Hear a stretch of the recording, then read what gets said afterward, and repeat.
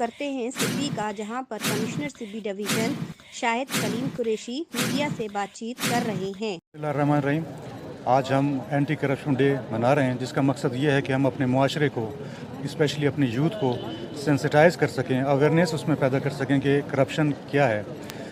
Corruption کوئی اس طرح کا خفیہ ورڈ نہیں ہے۔ آج کل سوشل میڈیا میں آپ دیکھ لیں تو ہر بزرگ ہو، بچہ ہو، خاتون ہو یا جوان ہو، وہ اس سے بہتر طور پہ آگاہ ہے کہ کرپشن کیا ہوتی ہے، اور اس نے ہمارے معاشرے کو، ہماری سوشل ڈیولپمنٹ کو، ہماری اکنامک ڈیولپمنٹ کو اور ہماری جو ریپوٹیشن، انٹرنیشنل ریپوٹیشن کو کتنا نقصان پہنچایا ہے۔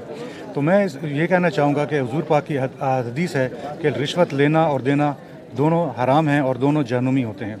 اور اس کے علاوہ بھی حضور پاک نے ایک اور حدیث مجھے اس موقع پہ یاد آ رہی ہے کہ ہر امت کا ایک فتنہ ہوتا ہے، اور میری امت کا فتنہ جو ہے مال ہوگا۔ جو ہم دیکھ رہے ہیں کہ ہماری جو حرص ہے وہ ختم نہیں ہو رہی ہے مال جمع کرنے کے حوالے سے، باوجود اس کے کہ ہمیں اس بات کا یقین ہے کہ جو رزق اللہ پاک نے ہمارے لیے لکھا ہے وہ ہمیں مل کے ہی رہے گا۔